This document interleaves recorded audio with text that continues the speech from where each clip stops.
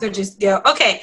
So we're doing the booth follow-up to the booth, how to get booths. So the first thing that you want to do is make sure that your setup is really eye-pleasing and catches people and it makes them want to stop. Anything that you're giving away or your sign-up or your booking tree, anything like that should be really accessible to people as they walk by. You don't want to like make them, you know, go in to your booth so much because maybe people won't want to stop then. And you'll see some of that setup in some of the photos that Rebecca's going to show you. So you're going to want to use your Usborne Books and More customer information slip, which looks like this. And you can get that in the business supply store, and they're it's 3 packs of these. This one's pretty used up, but three packs of them for $5. So it's really cheap, and these are the way to go. I mean, don't bother making your own. I mean, you totally can, but I mean, these have everything you need on them, and they look really professional. And then you're also going to want a place to put the forms after people fill them out. And I got the cookie jar for a home office challenge, so I just have them put them in there. And again, that stuff, you know, you want sitting out so people can see. So now I'm going to treat you like a customer that's just come up to my booth. And so let's say you're passing by, and I'm going to say, hey, I'm doing a free book drawing today. Do you want to fill out a form really quick? Just put your information out. I won't bother you. Just, you know, you could get a free $10 book. Just, you know, might as well try it. Usually that's it. People say, oh, sure, and they'll stop. And then while I kind of give them like a little while to kind of fill out their name, you know, and whatever they want. And then I'll say to them while they're filling it out, I'll say, have you heard of Usborne Books and More before? And if I get a yes, I ask them, where did you buy it? How, you know, or how have you heard of us? Have you bought them before? And that'll tell me, oh, I've been to like a Facebook party. I've been to a home party. I've, you know, or they'll say, oh, I just bought it at a fair in another city. So that just kind of helps me gauge how I'm going to proceed. So, if they say no, I say, oh, well, we sell high quality children's books for all ages. We're kind of different. We get to sell to libraries, schools, community members. We get to do vendor events, and then we also do home parties. We can do in-home parties that kids are invited. We can do in-home parties where it's just kind of like a mom's night out. We can do park parties. I've done park parties with cash and carry, so those are super popular. But basically, we can just do a party any way that you feel. I'm really open and happy to make it work for you. So I really let them know that I'm just really easygoing right off the bat. Like, you say what you want and we'll do it. By doing that, I actually got invited to a child's first birthday party, and I'm bringing cash and carry, and I'm doing gift wrapping for that. So just keeping it really open-ended is really nice. And so as they fill out this form, so that's it. Boom. You're done talking to them. Give them a little bit more time. Peek at their form. You're going to be able to see, did they put maybe or yes for a party or to be a consultant? And so you just want to touch base on that really quick. If they did say that, you just want to say, oh, you know, I see that you're interested in being a consultant. I'd love to talk to you more about it. Can I buy you some coffee? Whatever you want to say, but just kind of touch base. They may want to engage. How much does it cost to start? You know, and then you can kind of get into that conversation right there, or they'll give you permission to call them or you know, meet up with them or something like that. If you can't see, I like to always engage in conversation. You know, what do you do for a living? Are these the kids that you have? When are you due? Things like that. It just kind of helps them get to know me, and then they'll say, oh, is this all you do? I'll say, oh, I homeschool. I've got 3 girls. And then we can start making a connection, so it's not so weird when I touch base with them later on. So I'm going to hop in real quick. I want to say, so usually how I start the conversation is I say, oh, do you have book lovers at home? Or if they look like grandparents, they may say, oh, do you have some kids that really like books? Just to get them talking. And they'll be like, oh, yeah, I've got a 2-year-old and a 4-year-old. I'll say, oh, that's awesome. Those are really fun ages. Do they have any interests that, that they're really into? Because that's the best way to keep them excited about books, is to buy books or to have books in your house that they really love. And that's a really good way to get that conversation going. Yep. I usually don't try to recruit grandparents. Typically, I'm focusing more on, I know I should probably try to be doing everybody, but Marcy's giving me a look. But no, I totally agree. It's like Okay. they just want to spend their money on their grandkids. So with parents, like as usually, they look at the books. Oh, I see Isaac. Hi, Isaac. So anyway, that is how I'm opening up the conversation. And then when they're checking out, I usually am not focusing so much on the slips as Marcy does, but when they check out, I say things like, if you really love these books, you can actually host a Facebook party and get a bunch of them free. And I know your friends are going to love them too, because usually, the same circles of friends really seem to like a lot of the same products. And because of that, I usually have a pretty good booking rate at booths, because I'm usually doing it at checkout. So anyway, Marcy. And I also, I forgot to mention, I'm glad you brought that up. One of my key questions is before. And if they tell me no, I am booking a party with them. I'm booking a party with them, because if they haven't been invited to a party and they're a mom and they love these books, I'm like, you know what?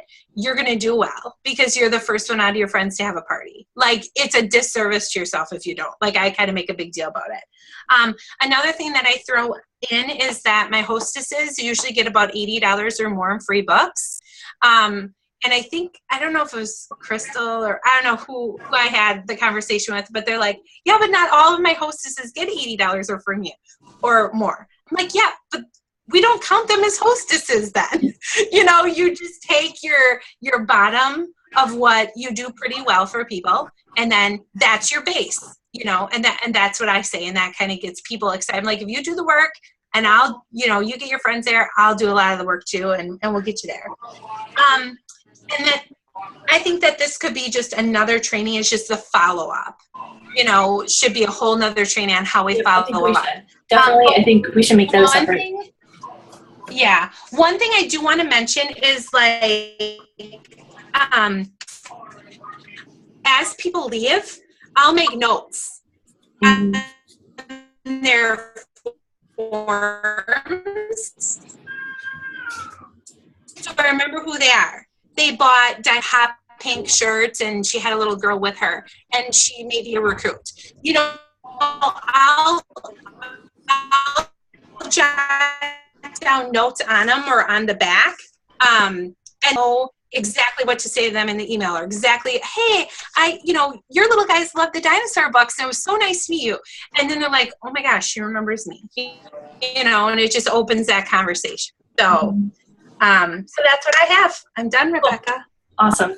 That was good. Does anybody have any questions on what Marcy was talking about so far? Okay, so then I thought this next section, we just want to talk a little bit about bestsellers at booths. And this is actually going to be a little more interactive, because everybody sells different things. So I know a lot of what Beth sells at booths, because sometimes we tend to share a lot of inventory because we're so close. And what she sells is often very different from mine. So what I sell a lot of, oh, I see Beth. Hey, Beth. How's the tractor pull? Anyway, so I think my very, very best sellers are actually baby and toddler books. So I sell a ton of That's Not My. I sell a ton of Muddle and Match. Those are probably my two best sellers of all. But then it's followed by Alphabet Wipe Cleans and sticker books. I actually sell a ton of Sticker Dolly and Sticker Dolly for girls, and then for the boys, anything with trains, dinosaurs, construction, tractors, stuff like that. Obviously, those are just general categories, but a couple of the other ones that sell really good for me are, I sell a lot of Dirty Dinosaur. I sell a lot of Animal Hide and Seek. Now, I feel like that one is not always as popular. Like, people don't think about ordering it, but that's a really amazing book. And it's a higher price point than That's Not My and Muddle and Match. So for me, I like to sell books that are $15 or more, because I make more money. So if Yeah. they're going to buy one book, I want them to buy a high dollar book. And then I usually get them to add on, oh, and this one's only $5. Did you want to add that one on? So let's see, Marcy, do you have any really big sellers that I missed? Actually, See Inside the Body. That is actually, See Inside and Look Inside the Body are probably my most popular single titles that are not in series, like just any one particular book. Yeah, I usually sell my See Inside Your Body. That's why I go to convention and I stock all the books for those. And so I try to leave with 10 of those because I know I'll sell them at my fair. So, but that's because I display them really well and I love that book. So that's why I do really well with that one. Yeah, I mean, I would probably say that was probably my best seller at my booth. But hey, Beth, do you want to share some of the ones that you sell a lot of that we haven't said yet? How do you display that body one? I stack them all up, and then I just set it, so people can see the inside. Yep. I sell a ton of wipe cleans. Nobody else does, but I sell some. I sell a lot of those too. And then I know that's every alphabet themed one I had went this weekend. I love it. Alphabet seems to sell better for me than the numbers ones. But Beth, I know you sell a lot of big books of. I sell some, but Beth, she will sell a lot of those suckers. And I usually maybe sell one or two for like the big machines and maybe dinosaurs. And that's usually it. But Beth will like sell out. She's good at those. Corey, those are good to sell too because they're I push it. Yeah.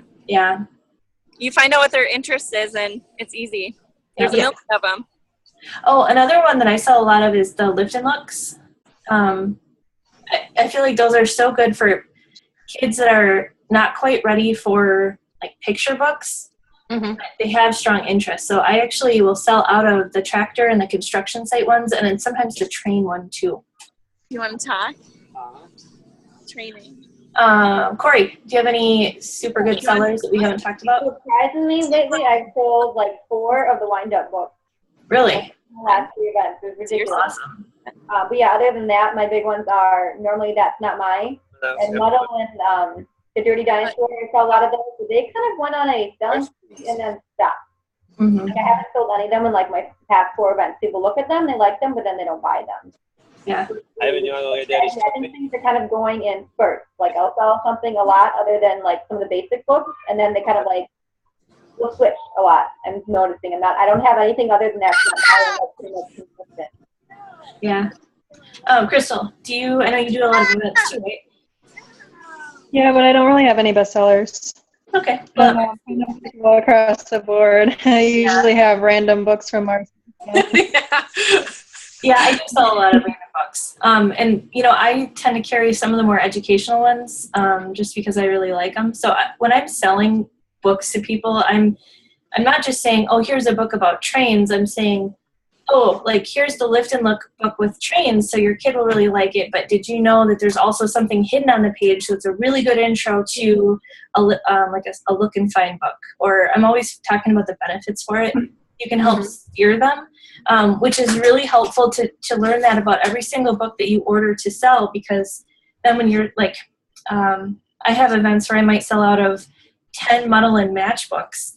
Well, then I'm like, crap, what else do I push in that age group? But if I have some sort of feature I can tell on every single book that I carry, then it's a lot easier to sell those books instead of just people walk in, take a quick look, and then step out. Instead, I'm like, oh, and check this one out because this is why I'm excited about it. So that really helps too. Another one I just realized I sell out of every time are the picture puzzle books. Like Under the Farm. Yeah, I sell those ridiculously. Like, and I cannot sell those to save my life. I know. I have sold one See Inside, and I have sold one big book. Every other book I sell like that is all picture puzzle books. I don't get that's it. So funny. Cool.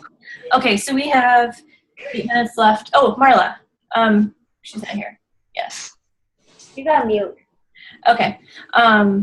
Then I just wanted to share a couple sample booths and talk about why I set up the way that I did, and then Marcy's going to do a couple. And I think that's going to be all the time we have for this little training, and then we'll take a couple of minutes and segue right into the Post My Party one. So first let me do a screen share. Let's see if I can figure this out. Okay, tell me when you guys can see my screen share. I can see it. Okay, cool. Do you see all the junk behind it or just the, oh, wrong one. Okay, so, oops. It didn't, so this is only two of my pictures, so something didn't work right. But this is one that I did at a mall. First of all, I don't really recommend mall booths a whole lot, but when I was setting this up, I really wanted something that people could approach. A lot of times people, like customers, don't want to commit to actually stepping into a booth. It just seems like they're committing too much, like you're going to talk to them too much or something. So I wanted something they could just walk around and have very little pressure. So I just set it up to be a 4-sided booth. I put 2 tables together. I don't love it enough that I would do it every time, but in this case, it worked really well. And I tried to go up. So I tried to layer as much as possible so that most of my books were not laying flat on the table. I wanted people to see it from across the mall, like if they were in a store or something. I wish I had another angle of the crates that I used. This is one that I did in May at a community festival called Setenda Mai. So the way that I have been setting up lately for most of my booths is, can you see my mouse at all? Or Okay, so over here on the right, I've been putting in my big rack, I've been putting all my activity books, like tons of activity books. On this table, so right on the stuff that's all stacked here that's kind of flat, that is my $5 section. Everything there I'm making $5, and you can't see it, but back there there's actually a sign that I have upright that says $5. So I have my chapter books, the picture book gift set that I split apart, the beginner nonfiction, and there's people that will walk by the booth, and as soon as they see that $5 sign, they come in, and sometimes they end up buying 3 or 4 $5 books. Sometimes they end up buying a higher dollar one, but to me that is bringing in people that may not stop otherwise because they assume it's too expensive. And then behind it, I'm putting all my flat books, like the Look Inside, See Inside, the Lift the Flaps, and then sometimes my big books go there too. Over here, I've got my Shine the Light books and usually Nibbles or something like that. And I also have the like the kit special. In this rack, I usually put my picture books, and that's pretty much all that ever fits in there. And then this table is usually more of my baby and toddler books. So that's not my Muddle and Match, Slide and See, playbooks, all better if I have it in stock, and a Lift and Look books. Oh, and I have some big books over here. And then this is also, on this table is usually the one that I think is the most noticeable to people. So that's where I'm setting up my book drawing and, you know, if I have anything else that I want them to see, usually business cards or stuff like that. There were some other pictures. Let's see. Let me pull it back up. Do you have mine? I have a few. Let's see. Because I didn't grab them for this. So the ones I texted you. Oh, here's. Okay, let me do a screen share. No, I didn't know. Sorry, I didn't save them, but let me see if I can pull them up in a sec. Okay, so here's another one that I thought was a pretty good use of space. Do you guys have those plastic milk crates? They stack. This is how I started before I had enough money to buy the rack. I like that. Yeah, so this was a really cool way I thought to do it. This was a holiday booth where I really needed to make the most of my space but have a ton of books out because I sold quite a bit that day. So if you don't have the money to buy those metal racks that I like so much that I use in pretty much all my booths, I think these milk crates were less than $5 a piece, and you can They're use like $3.60 or $3.70 at Walmart. Yep, and I was thinking they were like $3.50 or so. And a lot of times you can get them in different colors. So I like them. I would say I don't love them, especially if you're putting too many books in. I like it better to make a display, but in a pinch, they absolutely work, especially if you are just going to be able to, if someone's asking about, I don't know, fairy tale books, and you're like, oh, I have them up here, and you can just bring them up and show them. I have a question then. Yeah, go ahead. Do you actually have people like pull them out? Because I find that when you don't have the covers shown, people don't want to go toward those books. Right. That is why they're not my favorite, but they're better than nothing. So the reason I stopped using them at every event is because I felt like things that were in there were not getting pulled out. But what I would do sometimes is I might do like 3 on the bottom and then 1 on the second row.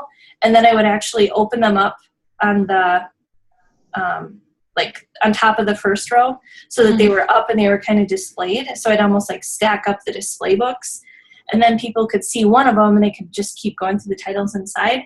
But in this case, it was almost more of a secondary storage that was just to hold the books that I didn't want to keep under the table, but I wanted to have access to. So I like the rack, like the metal racks better, but these work for other things. Another thing I've done with them is I have a metal one like this, and so my last booth I had done my kind of my regular setup, but I had all these educational books that I didn't really have space for, like encyclopedias and stuff like that I don't normally display, but I wanted them out. So I actually took one of my plastic totes and I stuck basically a milk crate on top, and I put a sticker that said educational titles, and I just left them there so people could page through them. And I actually sold a couple wipe cleans just because someone happened to be digging through that. So I thought that was, they have different purposes. You could also even put activity books in there. Like if you don't have a big tall rack, it would be a great place to put sticker books. I'm trying to think what else. So yeah, and the other thing is, do you see these plastic basket things on top of the black crates? Those I got from the dollar store. I think I got 2 for $1. They work really good too for certain booths. Like you could put chapter books in there. You can put your doodle cards, just a bunch of different stuff. So I feel like they're super versatile. Okay, I'm just going to do 1 or 2 more, and then I think we're going to have to restart the meeting so that we get the full 30 minutes for the, the Post My Party. Okay, last one I want to share. This one is actually one that Corey helped with. Do you see these wooden crates back here? Mm-hmm. So these are wooden crates from Walmart. They were $10. I like these a little bit better than those plastic crates because, 3 of these is the same price. Well, it's actually cheaper than one of these metal racks. So remember how I was saying that sometimes you put things in and you were asking Crystal if people pull them out and they don't? Well, if you can kind of do something like this where you maybe have like 5 or 6 inside with just the spine showing, but then you actually display the cover on some, people are more likely to pull those out. So that actually worked really well. This was at a garden expo, and I had all of my gardening and bug and like world books were over here because I really wanted a garden display. So just a minute, Jeremy. So anyway, that worked really well. I don't know. Am I missing anything? Oh, and I really like these U setups. Oh, there's my wire crate with all the educational books. I like that. Anything that didn't fit that I still wanted out that I thought people might be interested in. So it was just kind of a hodgepodge. But I like this U shape. I feel like that really encourages people to come in. Mm-hmm. So, all right, we are at 8:32. It says we have 7 minutes left in this meeting. So I would like to, I know this is a pain in the butt, stop the meeting and I think we can just re-enter the same meeting. Okay. And then go right into Post My Party. So, sorry, I know, is that Keely that just showed up? Hey, Keely. Sorry, not that we don't want you here, but I think I'm going to end this meeting and we can just log right back in, I think. So, I'll see you guys in a few minutes. I can stay with free. I can stop my screen share here. There we go. Okay. All right. See you guys in a minute.